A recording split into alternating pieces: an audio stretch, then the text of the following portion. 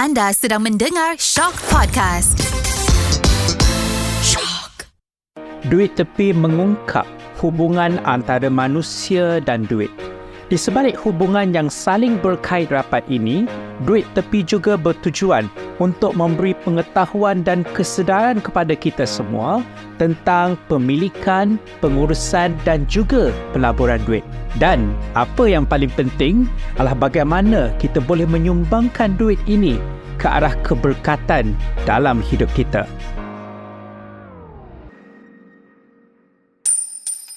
Dan pada minggu ini kita rasa sangat bertuah kerana studio kita didatangi oleh sahabat karib saya, Daniel Teo Zu Yong, sebagai seorang ahli profesional yang berkhidmat di sektor swasta. Tetapi apa yang paling penting, Daniel Teo baru saja menimang cahaya mata. Dan kita ingin mengetahui dari segi perspektif seorang bapa muda yang baru menimang cahaya mata, perkaitan antara duit dan juga keluarga. So first of all, Daniel, terima kasihlah kerana datang. Terima kasih jemput saya. Selamat petang dan saya banggalah berada di studio hari. Dan terima kasihlah kerana nak berkongsi dengan kita. Apa pun kita just borak santai je, Daniel, sebab kita just mungkin nak tahu luahan pandangan seorang bapa yang baru saja menimang cahaya mata. Dan kita tahu banyak keluarga di Malaysia ini yang baru memulakan kehidupan berkeluarga, yang ada anak, yang juga mungkin menambah bilangan ahli keluarga dan anak mereka, dan mereka tidak lari daripada membincangkan tentang isu duit, isu keuangan. Jadi mungkinlah secara nak warm up je lah dulu kan, mungkin Daniel boleh terangkan sikit sebanyak tentang how do we identify you, or how do you introduce yourself to our listeners, Daniel? Baik, nama saya Daniel, umur saya 32 tahun ni. Saya baru dapat anak lebih kurang 3 bulan yang lepas. Saya sebenarnya agak gentar baik dengan isu anak, dengan topik ni, sebab dua-dua pun saya baru. Baik anak pun first time, topik kewangan pun jaranglah nak sentuh kan. Tapi hari ini saya dapat jemputan dari doktor, so saya pun datang. Sebelum berbulan lagi, bila dapat tahu isteri dah hamil dan sebagainya, antara perkara pertama lah yang saya agak gelisah sebenarnya pasal duit. Sebab kalau kita tengok statistik pun sebenarnya keluarga banyak bergaduh, suami isteri bergaduh, malah bercerai pun atas faktor kewangan. Bukan sebab ada pihak ketiga lah apa, semua tu, yang tu tak adalah penting sangat sebenarnya berbanding faktor kewangan. Tapi ramai orang masih tak begitu celik dengan kewangan, dan saya pun tak cakap saya ni pakar kewangan dan sebagainya lah. Tapi apa yang saya buat, beberapa bulan tu saya dah mula save some money, and of course saya carilah banyak kerja penterjemahan. Saya boleh cakap 3 bahasa, bahasa Inggeris, bahasa Mandarin, bahasa Melayu. Jadi saya lebih kerap untuk cari, dan duit tu saya tak sentuh lah. Saya simpan untuk apa-apa yang diperlukan bila anak dah sampai nanti. Jadi bila mengetahui isteri tercinta hamil, apa perbincangan terawal antara Daniel dan juga isteri? Apa topik-topiknya lah secara umum untuk kita boleh kongsikan? Kita kaum lelaki ni, biasalah benda ni kita tak tahu semua kan. Bila isteri dah tahu pasal hamil, dia dah Google, dia dah baca panjang, kita baru nak betul ke macam ni ke kan. Jadi first question is, berapa sebenarnya kos untuk lahir anak? Kita nak pergi hospital swasta ke, kerajaan ke? Dan di sini mungkin saya lebih bertuah sikit daripada orang lain, sebab isteri saya dia di cover lah insurance company dia untuk jadi kita boleh pilih lah hospital mana. Jadi kita pilih hospital yang dekat dengan rumah, sebab seperti biasa sebagai ayah, kali pertama saya takut apa-apa kita tak sempat jauh sangat ke traffic jam je, jadi kita pilih pergi hospital yang dekat. Lepas tu saya pun tanya apa yang kita perlu. Antara benda yang paling basic adalah baju, botol susu, pampers, dan katil untuk baby nanti. Dan itu belah baby, belah ibu pun dia perlukan baju yang untuk breastfeed nanti. Dan dia kena minum susu, sebab doktor kata dia ada satu situation dia kena minum susu yang special sikit, itu yang mahal. Kalau tak silap dia macam ni about 50-80 ringgit jugalah susu tu apa Maknanya susu ni mengganti untuk ibu. ketika dia mengandung. ketika ibu mengandung. Betul. Okey. Ya. So itulah antara benda-benda yang saya dah buat kira-kira memang kalau guna gaji sahaja memang akan kurang lah, dia tak cukup. Jadi saya pilih untuk buat kerja extra, translation dan sebagainya. Maknanya sudah ada perbincangan awal dan daripada perbincangan tu ada perancangan. Okey, sebelum inilah menimbang cahaya mata, macam mana Daniel menguruskan keuangan sendiri? Okey, sebelum berkahwin lah, kita just nak tahu mungkin di sekolah macam mana Daniel menguruskan keuangan, bila di universiti pula bagaimana uruskan keuangan, dan juga sebagai seorang suami bagaimana juga Daniel menguruskan keuangan. Kalau sebagai lelaki bujang, duit kita habiskan diri kita sendirilah, kan? Tapi mungkin sebab mak saya jenis yang suka invest, yang suka melabur, jadi dia ajarlah sikit. Bila dia tengok macam kita boros sikit, dia ajar sikit, okey tak boleh buat macam ni kan, KWSP kena ada, benda-benda basic. Dan I think antara benda yang dia ajar basic je, fixed deposit. Kalau ada duit, ada X number of money, letak kat fixed deposit. Lepas tu kita tunggulah 2-3 bulan ke macam tu. And then masuk uni pun sama. Masuk uni saya mula fikir nak cari duit sebab nak fikir nak kahwin dan sebagainya. Jadi sebenarnya di universiti saya dah mula kerja penterjemahan dan agak berjaya sebab saya ada satu pasukan kecil. Sebab banyak sangat kerja yang masuk, saya bagi ke orang, saya ambil lah sikit commission. Contohnya kalau RM200 saya ambil RM50, yang selebihnya bagi orang yang buat kerja itu. Itu dari uni lah, so jimatlah duit sikit. Tapi bila sampai perkahwinan tu, bila dah tahu pasal hamil, macam tu lah dia, okay, item 1, item 2 kena tahu semua. Kadang-kadang rasa mahal juga, especially kan ni mungkin sebab ibu yang hamil tu dia macam emosi sikit, semua dia nak beli kan, itu comel, itu cantik semua. Dan saya sendiri tapatan personal saya tengok industri baby ni dia banyak buat duit lah. Okay, buat duit. Industri baby dia banyak benda yang sebenarnya tak perlu pun, tapi dia jual juga kan. Dan kita waktu tu kita pergi kedai untuk beli semua, kita tengok, syok ni cantiknya, belilah. Kalau kita tak nak beli pun isteri kata, ni tak nak beli ke kan, ini macam mana kan. Contoh kasut baby. Baby tu tak boleh jalan lah. Apa nak beli kasut ni? Tak faham. Okay. Saya suka bila dia cakap industri baby dia, maknanya dia pandai untuk mempengaruhi memang. ibu-ibu, bapa-bapa muda ni. Ya. So dia kena pada pemegang taruh yang betul, iaitu ibu-ibu. Kan, beli benda-benda yang nampak dia tak berguna pun sebenarnya. Baby tu baring je. Dia tak jalan, dia tak boleh gerak, tapi beli kasut, beli topi semua. Padahal Malaysia ni panas. Maaf contoh macam. I see. Yeah. So okay lah. So kiranya dalam menguruskan keuangan ni, finance minister dia siapa? Daniel ke ataupun isteri? Itu kena cari punca kuasa dia lah katanya. Ini satu proses yang nego lah kan. Macam saya cakap tadi, kita masuk kedai tu, kadang-kadang saya tegas, kadang-kadang isteri dia nak juga benda tu. So in order to make her feel better, semua kita pun mengalah lah sometimes, Tapi ada benda yang saya cuba nego. So contoh macam kasut tadi kan, baby tak boleh nak jalan apa, nak beli kasut kecil, newborn shoes. Bagi saya itu oxymoron kan. Dia tak boleh jalan tapi beli kasut. So saya cakap, okay, kasut ni sayang ni RM50 mahal ni, dah lah kita tak perlu. 50 tu kita simpan tu beli pampers yang mahal sikit. Kita top up untuk budget pampers pula.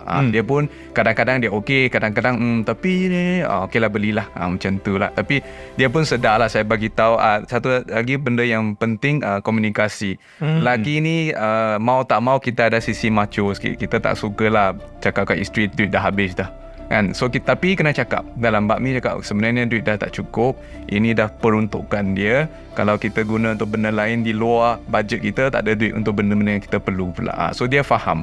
Walaupun dia masih nak juga, tapi dia faham. And saya rasa wanita pun appreciate bila suami jujur dengan mereka.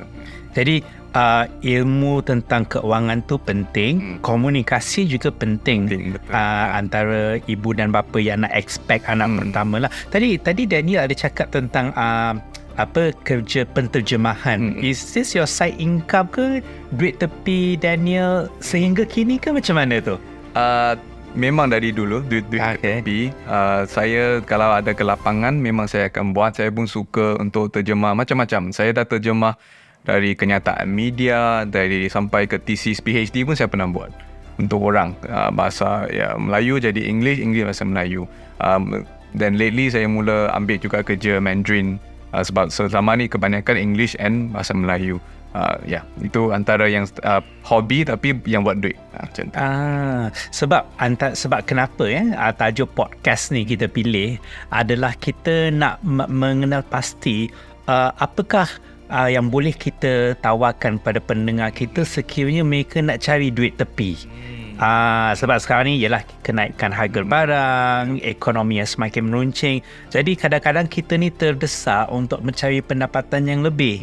Dan bila Daniel cakap tadi, okey, kita ada terjemahan as a part-time basis. Jadi saya tertarik nak tahu, adakah Daniel merancang untuk ini jadi part-time sampai bila-bila ke, ataupun nak buat side income as a company ke? Apa perancangan Daniel bila tahu ada skill penterjemahan? Saya bagi benda ni berkembang secara semula jadilah. Dan sebab saya tak buat full time, dia jadi macam soalan rezeki. Kadang-kadang ada, kadang-kadang terlalu banyak, kadang-kadang tak ada langsung, so dia tak konsisten lagi. Dan pasukan saya masa universiti pun dah lama kita tak tahu berhubung semua. Tapi kalau nak bawa balik rasanya boleh, sebab saya rasa kalau kita nak buat tepi ni kan, ni pengalaman saya sendirilah kan, kita kena manfaatkan apa yang kita ada pada kita. Contohnya saya ada kemahiran bahasa dan saya juga suka berkawan dengan ramai orang. Jadi kita cuba combinekan dua benda tu, kita kenal ramai orang dan kita kena bagi tahu orang apa yang kita boleh buat. Oh, saya sedang buat benda ni, kalau awak tahu siapa-siapa tolong introduce, tolong recommend macam tu. So bila combine tu mungkinlah kita dapat sedikit hasil daripada combination of our skills lah. Cumanya dia juga satu privilege sebab ada orang yang kerja bila dah penat, takkan nak suruh balik dia nak buat lagi. So itu pun saya pun sendiri pun rasa macam tu. Kadang-kadang after a long day, bila dah sampai rumah, ada orang WhatsApp, ni boleh siap ke esok dan sebagainya. Dia bagi harga yang agak okey pula. So mau tak mau, lepas mandi, makan semua, kena buat. Tapi kadang-kadang menolak juga sebab demi nak mental space dan sebagainya. So dia tengoklah keadaan semasa juga. Jadi kita kena kenal pastilah kemahiran kita dan sebagainya. Okay. Now, dalam duit tepi ni juga kita nak tahu pandangan setiap manusia, dan dalam konteks sebagai Daniel Teo Zu Yong, sejak bila Daniel kenal apa itu duit? Dan sejak bila Daniel tahu kepentingan duit dalam kehidupan Daniel sendiri? Saya rasa dia bermula selepas SPM. Okey. Sebab selepas SPM ada beberapa perbincangan yang penting. Kita nak study apa, nak study kat mana, dan semua ni perlukan duit. Jadi waktu tu budak lelaki ni lambat sikit nak matangkan. Dia macam banyaknya duit ni. Selama ni duit poket RM10, RM5 macam tu je kan. Tiba-tiba kalau nak buat degree A kena 20k. Kalau nak buat degree A di universiti A 40k contohnya. Dan dari situ mula tahu rupanya kos hidup bagi macam saya dari Penang, dari Pekan yang kecil kampung saya, banyak benda yang sebenarnya kalau kita tak merancang memang agak sukar untuk keluar duit sebanyak macam tu. Dan masa tu bersyukur juga sebab ada PTPTN, jadi dapat tahu proses, dapat tahu kos degree dan sebagainya. Itu satu. Bila sampai ke Pulau Pinang, pulau yang tu untuk study, kena sewa tempat pula. Sewa macam tu, setiap bulan kena macam ni. So masa tu lah saya mula macam takkan semua nak harap kat ibu bapa kan, especially kalau keluarga saya, keluarga Cina yang agak tradisional, dia kalau boleh anak lelaki jangan minta duit after 21 years old. Kalau boleh kan? Untuk ini tradisi keluarga ataupun tradisi masyarakat Cina? Saya rasa ramai akan setuju walaupun mereka mungkin tak amalkan. Mak ayah kalau boleh nak tengok anak kita berberdikari, boleh buat duit sendiri. Bukan sebab kita tak nak, kita kedekut dan sebagainya, tapi kita nak anak kita ada peluang untuk keluar ke dunia, untuk buat duit sendiri. Baru dia faham nilai mata wang duit itu yang kita selama ni duk melabur kat dia. I see. So daripada daripada zaman universiti lah sudah mula cari macam duit tepi, income job dan sebagainya. Okay, just soalan teka-teki secara random lah antara nak cari duit dan juga nak uruskan duit, bagi Daniel lah, mana yang lebih susah? Dia susah kalau cari duit pun bukan senang. Okay. Tapi dia bergantung, saya rasa bergantung pada jumlah lah juga. Ada orang kebetulan kemahiran dia dituntut pasaran. Jadi kemahiran dia tu datangkan banyak duit. Tapi dia tak ada ilmu untuk menguruskan, duit banyak pun habis banyak juga. You know, so bagi saya mungkin bagi kebanyakan orang is the first one lah kot cari duit. Kan cari ilmu mengurus wang, kena ada wang dulu baru right. So kita kena cari tu lebih susah lah daripada menguruskan duit. That's step by step lah kan. Dan step by step lah. Okay, kalau now cari lebih tinggi. Okay, antara cari dan juga melabur, adakah cari masih lagi susah ataupun melabur lagi susah, assuming kita menganggarkan kita dah ada duit, X amount of money yang lepas dah tolak perbelanjaan, kita boleh pula melabur. So adakah Daniel masih berpandangan mencari itu lebih susah ataupun dah sudah melabur? Saya rasa bagi seorang yang latar belakang macam saya, family yang biasa saja dari kampung dan sebagainya, melabur tu sesuatu yang kebanyakan kita tak ada idea pun. Jadi itu yang paling susah. Macam mana kita nak buat sesuatu yang kita tak pernah fikir pun, tak pernah terlintas pun. You know, so that's why saya sebut tadi, bila mak saya cakap pasal fixed deposit ni, saya ambil masa untuk saya nak faham kenapa kita letak duit kat situ, 2 bulan nanti dia bagi balik duit tu dengan sedikit faedah macam tu. Kenapa dia bagi macam tu? You know, so benda-benda ni yang sampai sekarang pun saya belajar lagi, especially dengan duit-duit yang cara duit digunakan di sistem moden dan sebagainya, capitalism dan all these things. Jadi melabur tu lah yang susah sebab dia ada risiko juga. Saya rasa kita pun biasa dengan money game, scam dan sebagainya, yang sebenarnya sangat appealing, sangat menarik bagi orang yang dia dari family yang biasa, dia nak cari duit lagi banyak. Bukan, saya tak rasa itu isu dan tamak, sebab mungkin dia perlukan duit tu. Maknanya sebab bila kita terdesak, bila kita terdesak, kita ambil jalan pintas dan jalan mudah tanpa ilmu, terjebak dengan scam ataupun penipuan sebegini. Dia terdesak tu mungkin sebab permintaan perniagaan, dia kena invest the money into the business and all that. Tapi saya rasa orang biasa pun boleh terjebak juga. Orang yang malah orang yang bersara semua pun boleh terjebak. Bukan sebab terdesak sangat, tapi dia bercita-cita, dia nak hidup dia lagi senang, dan mungkin duit tu dia nak bagi keluarga, dia nak bagi mak ayah. Jadi dia dah kumpul, contohnya dia dapat kerja terjemahan beberapa bulan, dapat 5K contohnya. Dia letaklah dalam money game yang katanya akan bagi sebulan 800 ke apa. Rasa hilang duit tu. Itu sangat terlalu biasalah berlaku, dan saya sedih setengah sebab saya tahu mereka ni lebih kurang latar belakang dari macam saya juga. Maksudnya mereka ni golongan muda yang nak tambahkan pulangan. Jadi mungkin mereka ada kemahiran untuk cari X number of money, tapi melabur tu sebenarnya perlukan ilmu. You have to know about the risk. Betul. Kenapa tahu pasal peraturan kerajaan, apa yang dibenarkan, apa yang haram dan sebagainya. Itu banyaklah, dan kalau orang Islam pula kena tahu pasal syariah compliant. Dia banyak sebenarnya, dan bagi keluarga biasa sebenarnya jarang lah kita nak cakap pasal duit di meja makan atau sebelum tidur ke, cakap dengan mak ayah, duit ni kita nak letak ni, macam jarang lah. Tapi saya perasan orang kawan-kawan yang dari latar belakang yang okey sikit, benda ni biasa bagi mereka, it's natural. Dia tahu duit nak letak ke mana, malah mungkin awal-awal dia dah letak dah. So bila dia dah masuk ke alam kerja, dia ada bank, dia dah ada duit dah. So dia cukup confident untuk keluar apa. Tapi bagi macam saya, tak macam tu. Dia benda baru sebenarnya. Benda baru yang masih dalam proses lah. Dan semua ni adalah salah satu aspeknya ilmu pengetahuan dalam pelaburan duit, kewangan. Okey, tapi tadi kita dah bincangkan perbincangan dan kebimbangan Daniel dan pasangan bila tahu isteri mengamil. Sekarang ni alhamdulillah sudah dikurniakan cahaya mata, tahniah. Jadi sekarang ni topik perbincangannya topik yang macam mana pula antara dengan isteri? Rumah pengasuh. Kita sebab 3 bulan dah habis dah cuti persalinan untuk isteri. Jadi I think bila masuk bulan kedua dah start dah kita nak hantar pergi mana, dan media sosial pun kelakar juga. Waktu ni lah juga dia mula keluar video-video penderaan anak-anak di rumah pengasuh pukul anak lah atau campak ke apa-apa. Dia mula menyerang emosi kita pula kan, sebab kita pun baru dan sebagainya. Jadi itu satu pengasuhan setiap bulan kena bayar, mau tak mau kena bayar. Dan bila kita hantar ke rumah pengasuh juga, kita kena belikan barang-barang untuk dia menjaga anak kita, baju, pampers dan sebagainya. Sebab rumah pengasuh takkan bagi. Ni semua ni baru. Mungkin ramai orang dah ini kita dah tahu dah, saya tak tahu. Saya ingat hantar pergi rumah pengasuh dia akan bagi. Salah lah saya kan, dia tak ada macam tu.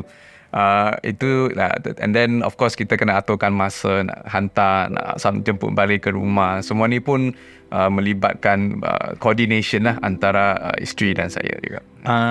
Dari segi logistik betul dan sebagainya. Okey lah, secara kasarnya lah kan, dengan perbincangan bersama isteri, contohnya lah kita ada X amount of money dalam sebulan ni, saya pasti mungkin akan ada yang kita letak untuk perbelanjaan rumah. Mungkin kita letak untuk perbelanjaan diri sendiri.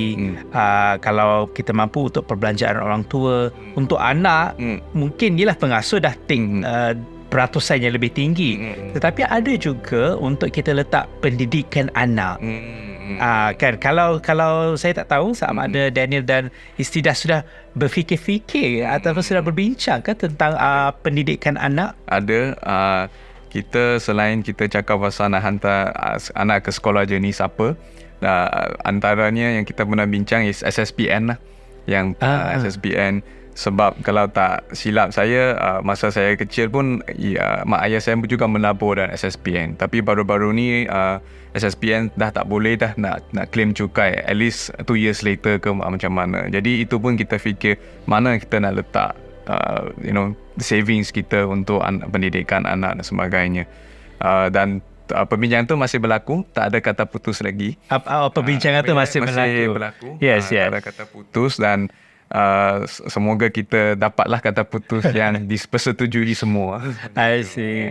Jadi kalau macam kalau dari segi kasarnya kan, macam mana 10% kepada Daniel ke 10% ataupun 50% pada anak, in a rough estimation lah. Right. Saya sebenarnya kalau boleh sebanyak yang mungkin lah kan, tapi kadang-kadang kita sebanyak yang mungkin pada siapa? Daripada gaji kita nak letak 10%, kalau boleh 50% kan, kurangkan kita pun tak apa. Yang penting anak kan. Tapi kadang-kadang ada beberapa belanjaan yang tak boleh dielakkan. So setakat ni masih okey lagi, tapi kita boleh jangka masa depan ada kos yang tidak dijangka, seperti even accident contohnya, benda-benda yang kita kena bayar. Tapi kalau boleh buat semasa sekarang, isteri dan saya 10% lah of our income masuk dalam SSPN, atau mungkin selepas cukai tu ditarik balik pula, kita nak letak ke tempat lain pun mungkin, tak tahu lagi, masih mencari lah. Dan saya rasa sekarang masalahnya macam dulu kan, masalahnya adalah untuk mencari wang, sebab kaedah dah ada dah. Hari ini mungkin masalah yang baru pula, kaedah terlalu banyak sampai kita tak tahu nak pilih yang mana. Sebab kita nak cari yang terbaik, tapi semua pun cakap dia yang terbaik. Mana yang terbaik? Maksudnya ni macam mana? Kadar interest. Pelaburan yang mana? Mana. Dia terlalu banyak, dan kita pun fikir yang selamat pula dia mungkin tak cukup tinggi, inflasi terlalu cepat dan sebagainya. Tapi yang pulangan dia macam hebat pula, tapi risiko kan. Jadi kita tak tahu, kita kena belajar, itu ambil masa dan sebagainya. Saya juga saya fikirkan banyak benda yang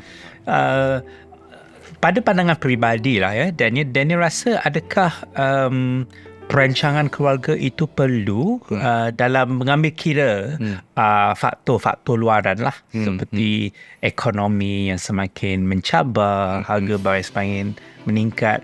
Pada pandangan peribadilah, sebab ada segelintir masyarakat, contohnya orang Melayu dan orang Islam percaya anak itu rezeki, ya, kita serahkan kepada Yang Maha Esa.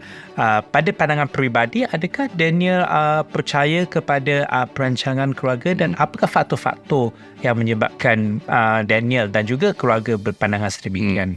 Saya secara prinsipnya saya percaya perlu ada perancangan. Walaupun anak pertama ni pun bukan dalam perancangan lagi, tapi kan dia dah hamil lah macam tu kan. Tapi saya rasa kena ada sikitlah perancangan. Saya lihat mungkin ada sesetengah orang dia bersikap, especially lelaki lah, dia bersikap lepas tangan. Yang cakap benda ni rezeki semua ni kadang lelaki, sebab bukan dia yang jaga. Dia kerja je buat anak je, bukan jaga anak kan. Itu satu. Keduanya saya rasa on one other hand, betul, dulu saya tak berapa percaya dengan rezeki semua ni, tapi saya notice bila saya dapat anak tu, tiba-tiba ramai pula cari nampak ni lah, saya baru dapat kerja menterjemah satu filem buatan Malaysia yang akan keluar bulan depan atau September, yang bayar agak okey kan. Dan sebelum ni saya tak pernah buat, tapi tiba-tiba dia approach, saya pun tak tahu dari mana dia dapat nombor saya. So saya percaya, saya tak boleh tak percaya dapat rezeki itu. Tapi kalau nak harapkan benda itu sahaja, itu agak reckless lah, agak tak bertanggungjawab lah kan. Jadi itu satu. Tapi yang mungkin cakap pasal emosi sikit, bila lahir anak, dan kalau kita menyambut anak tu dengan rasa bertanggungjawab dan bersyukur, saya rasa dia akan ada perubahan pada diri seorang suami dan ayah. Tiba-tiba saya rasa macam saya ada satu tanggungjawab yang saya perlu buat, dan rezeki itu pun is very welcome, amat dialu-alukan, dan saya jadi takut dengan tanggungjawab yang ada, so saya rasa kalau orang yang berfikir macam tu, dia tak akan fikir tak apalah, tambahlah anak 8 orang pun okey dan sebagainya, tapi dia jadi satu tanggungjawab. Macam mana kita nak bertanggungjawab atas hidup seorang baby yang nasib dia terletak di tangan kita almost 100%. Dia tak boleh buat apa. Baby ni nak burp pun kita kena ajar dia dan sebagainya, so apa peranan kita? Adakah ada untuk menambah beban pada isteri, kita berlepas tangan, atau kita nak buat perancangan yang terbaik? Saya suka pasal tanggungjawab tu, Daniel. Dia membuka mata kepada kita semua. Bila anak itu anugerah, tetapi anugerah itu datang daripada tanggungjawab kan. Dan saya rasa penting untuk kita sampaikan mesej kepada rakan-rakan kita di luar sana. Jangan kita pandang anak tu sebagai satu benda yang mudah lah. Betul, anak itu rezeki, dan mana-mana pun akan datang rezeki kepada anak tu, kan. Tetapi tanggungjawab tu yang penting. Jadi macam this is just an anecdote lah. Macam mana tiba-tiba tanggungjawab tu datang sebagai seorang bapa muda yang baru menimang cahaya mata ni? Mungkin saya boleh sifatkan pengalaman tu sebagai sesuatu yang agak spiritual. Kan? Sebab saya masuk dengan isteri masuk dalam operating theatre dalam hospital tu.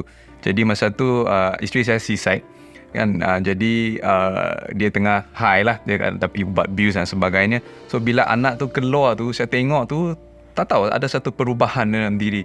Saya rasa bersyukur, saya berasa nak nangis, saya berasa nak jerit. Dia banyak perasaan bercampur bawa dalam diri saya. Dan saya rasa bila dah bertenang, anak dah bawa balik rumah, kita pun ada peluang untuk proses emosi dan sebagainya. Dia jadi tanggungjawab. Bila benda semua dah settle, so sekarang persediaan dan perancangan saya dah cukup ke? Kalau ada, macam tadi saya cakap, ada orang cari untuk projek baru dan sebagainya, saya menerima, dan saya jadi lebih gigih nak buat, sebab untuk anak, bukan untuk diri saya. Dan saya rasa inilah permulaan kepada kehidupan berkeluarga. Maknanya kemenjadian anak kita keluarga yang bahagia itu, dia bermula daripada tanggungjawab dan kesedaran, kan. Saya rasa banyak, mungkinlah saya tak boleh serkap jarang, tapi saya rasa banyak keruntuhan keluarga yang berlaku di luar sana, krisis kekeluargaan yang berlaku di luar sana apabila masing-masing tidak memahami tanggungjawab. Mungkin saya andaikan bapa tidak tahu tanggungjawabnya sebagai bapa, ibu tidak tahu tanggungjawab sebagai seorang ibu, anak juga tidak tahu tanggungjawab sebagai seorang anak. Because everyone has a role to play, saya percaya. Kalau kita tengok ajaran Confucius lah contohnya, dia memang ada cakap lah, kita semua ada ada tempat kita, Ya. jawatan kita, kedudukan kita, dan masyarakat patut ikut benda tu. Kita malah dia ada satu ungkapan Confucius ni, kita hanya buat sesuatu yang diminta oleh kedudukan kita dalam masyarakat. Jadi kalau anak, buatlah kerja anak, jangan buat kerja bapak pula. Bapak pula jangan buat kerja anak, jadi budak pula. Dia macam tu. So to a certain extent betul benda tu, cumanya kita pun kena tengok peralihan masa, peredaran masa dan sebagainya. Mungkin dulu mak ayah kita lebih strict dengan kita, lebih tegas sikit.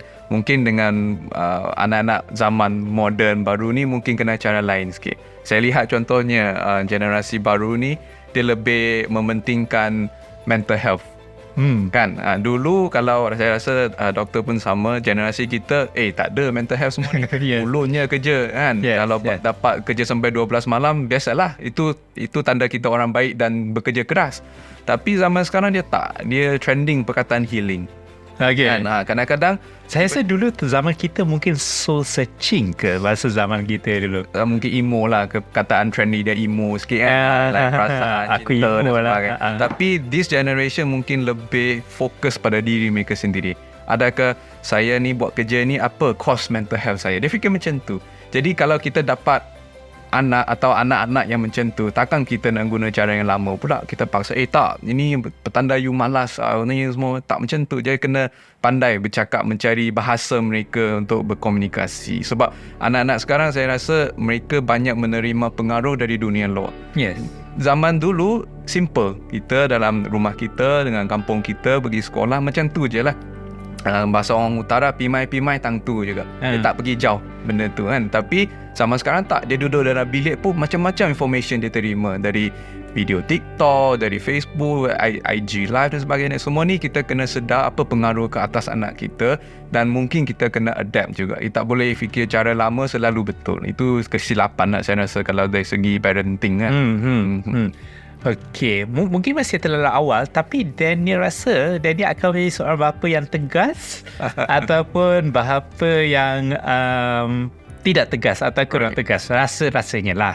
Saya kalau tengok, dia kena bergantung pada isteri juga kan. Kalau isteri sangat manjakan budak tu, and saya rasa ada perbezaan parenting untuk budak lelaki dan budak perempuan. Oh, okey. Kan? So kalau untuk budak perempuan manja sikit tak apa. So that dia ada standard. Lain kali bila dia jumpa orang lelaki dekat luar dan sebagainya, dia ada standard. Ayah saya, lain saya macam ni. Takkan nak dapat lagi rendah. Kan? Tapi budak lelaki yang bila dia keluarkan masyarakat, dia yang kena memikul tanggungjawab dan sebagainya. Takkan kita nak manjakan dia pula. Dia keluar, dia nak berharap ke orang jadi biawak hidup ke apa. Tak boleh macam tu. Kan? So dia bergantung pada anak tu, gender dia, sifat anak tu, dan juga isteri. Kalau isteri terlalu manja, kita kena compensate, kita kena gantikan dengan ketegasan. Kalau isteri dah tegas, takkan kita nak tegas lagi. Kesianlah budak tu. Macam tu. So pada sekarang susah lagi nak cakap. Saya boleh nampak budak lelaki, anak lelaki saya, dia jenis yang happy go lucky. So happy go lucky ini andai sebab dia masih baby kan, baru 3-4 bulan. So kalau happy go lucky, mungkin dia perlukan sedikit disiplin dalam hidup dia. Tapi mungkin dia besar, dia berubah pula. Anak-anak ni berubah kan. Betul.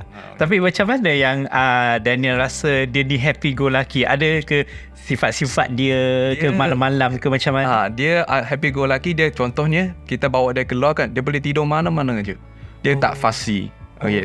And bila dia bangun, saya nampak saya lihat anak-anak kawan kan, bila baby dia bangun, dia nangis terus. Dia nak minum, dia nak berak ke apa-apa. Anak saya dia bangun, dia tengok dulu. Kadang-kadang dia tengok benda dia suka, dia senyum dulu, baru dia minta apa yang dia nak. So jenis orang yang dia letakkan mana, campakkan mana, dia boleh hidup. Tapi dia ada permintaan dia juga. So I think that's a good balance for now. Yes. Maknanya kurang ragam sikit. Dalam nangis pun kurang sebenarnya. It's a reasonable baby lah. Boleh bawa bincang lah. Bagus. Itu juga antara rezeki lah. Maknanya dalam 6 bulan pertama tu anak kurang ragam, ibu bapa ada masa yang sesuai. Okey, jadi saya rasa itu satu ilmu daripada perbincangan duit tepi, dah masuk ilmu parenting pula dengan sahabat saya. That's why saya suka bawa Daniel ni berbincang-bincang begini. Okey, daripada satu soalan yang mudah juga, rasanya kan sekarang ni tak boleh lari daripada gadget kan. walaupun masih terlalu awal, apa pendirian sebagai seorang bapa tentang pendedahan kepada gadget kepada anak-anak ni, bila umur berapa dan sebagainya. Gadget ni menarik sebab bila isteri hantar link kan, suruh baca pasal anak semua, dia ada sekarang dah muncul ada segmen, dan mungkin benda ni dah lama dia muncul satu segmen. So contoh semalam isteri share satu website suruh baca perkembangan dalam baby 4 bulan, umur 4 bulan. Ada satu segmen, should you give your phone to your child? Yes. 4 bulan, saya terkejut. Rupanya 4 bulan orang dah fikir nak biasakan anak dengan gadget dan sebagainya. So tapi benda ni saya dengan isteri agak sekufu. Mungkin tunggu dia setahun dulu kot, sebab masih kecil lagi. Kita nak dia tengok pokok, tengok daun, tengok buku, tengok wajah manusia. So tapi kadang-kadang kita pun tak cukup disiplin. So contohnya tangan kiri pegang anak, tangan kanan tengok phone. Tiba-tiba dia tengok, dia pun tengok phone. Campak phone tu tak nak. Macam tu. Dia cukup celik lah dengan environment dia. Jadi itu yang kita cuba nak praktikkan. Tapi dapat ke tak, yang tu hanya Tuhan boleh tahu lah. Yalah. Dan dia parenting ni dia satu kemahiran. Dia bukan tak ada right and no. Even saya hari tu ada baca satu posting kat Facebook yang agak viral, di mana ibu ni berkongsi lah pengalaman dia. Dia selalu guna iPad untuk menenangkan baby dia, anak dia yang berumur setahun lebih macam tu. Dan dia, cerita pendek dia, last anak tu develop satu simptom terlalu bergantung pada iPad tu sampai kena pergi PPUM. Dan dalam posting tu juga, PPUM ada satu department di mana budak-budak yang terlalu reliant pada gadget ni, terlalu bergantung pada gadget ni, kena dapat rawatan medikal. Dan antara simptomnya yang agak menakutkan, baby tu dia banyak tengok YouTube, di Cocomelon lah apa semua tu. Dia boleh cakap bahasa orang putih, bahasa apa-apa lah. Malah ada slang dia orang putih dia. Tapi emotional regulation dia teruk. Sebab dia dengan device, dia tak ada dengan manusia. So kalau iPad tu habis bateri, dia ambil iPad tu, dia pecahkan terus. Dia nak tengok sekarang juga kenapa tak ada semua. Dia macam not imbalance punya perkembangan. You know, IQ dah tinggi dah, EQ tak ada. Itu masalah tu. So sampai kena pergi hospital. You know, so saya baca tu, isteri yang share juga benda tu. Dia share, dia hantar, kita baca, okay, kita tak nak benda macam ni, kita kena so agak sekufu lah dalam perkara ni. I see. Okay, berbalik kepada perbincangan podcast Duit Tepi kita. Mungkin apa yang Daniel boleh kongsikan dengan keluarga yang baru menimang cahaya mata ketika ini, dari aspek kalau mereka ni duit tak cukup, you know, kesempitan hidup, apa mungkin dan Daniel boleh cadangkan. Saya tahu situasi berbeza antara keluarga dengan keluarga yang lain, tapi mungkin kita boleh cambahkan sedikit idea supaya mereka di luar sana ada a little bit of enlightenment lah, untuk mereka berbuat sesuatu. Kalau boleh buat kerja sampingan seawal mungkin. Kalau boleh cari juga pasangan hidup yang sekufu dalam bab pengurusan kewangan. Sebab kadang-kadang suami yang cari duit, isteri yang habis duit. Kadang-kadang isteri yang cari duit, suami yang habiskan duit. So benda ni kena sekufu. Bila dating, bila dah nak kahwin dan sebagainya, talk about money as early as possible. Jangan elakkan topik tu sebab duit ni tak sedap, tak manis dibincang dan sebagainya. Saya rasa itu penting. You know, yalah, dua tu lah petua yang saya rasa agak penting. Saya nak yang last tu. Ya, maknanya jangan jadikan duit ini perkara yang sensitif walaupun dalam perhubungan. I mean, everything is not about money. Bukan semuanya berasas karat, but money is everything sometimes in our life. Dan saya rasa penting untuk kita keluarkan daripada pemikiran kita bahawa kita tak boleh bawa duit dalam walaupun hubungan sesama manusia. That is something intriguing and new to me, something revolutionary to our listeners out there. Ya, mungkin, tapi benda ni akan ambil masa lah. Doktor, saya rasa mungkin 1000 tahun kemudian dalam satu perbualan antara seorang lelaki dan perempuan, bila mereka dating, mungkin in the 5th or 4th dating keluar tu, duduk bincang pasal perkahwinan, salah satu topik adalah, jadi apa sikap awak terhadap perkewangan awak, jenis yang melabur ke? Mungkin 1000 tahun kemudian kita boleh bercakap secara jujur dan secara tanpa prejudis pasal benda ni lah kot. Mungkin buat masa sekarang kita cuba buka lah sikit-sikit. Awal kerja macam mana, duit tu awal spend kat mana, mungkin lah boleh testing sikit partner tu macam mana, baik lelaki ke perempuan, dan bila orang tanya soalan macam tu, janganlah melenting pula, jangan sensitif, kita berlapang dada untuk berbincang. Ya.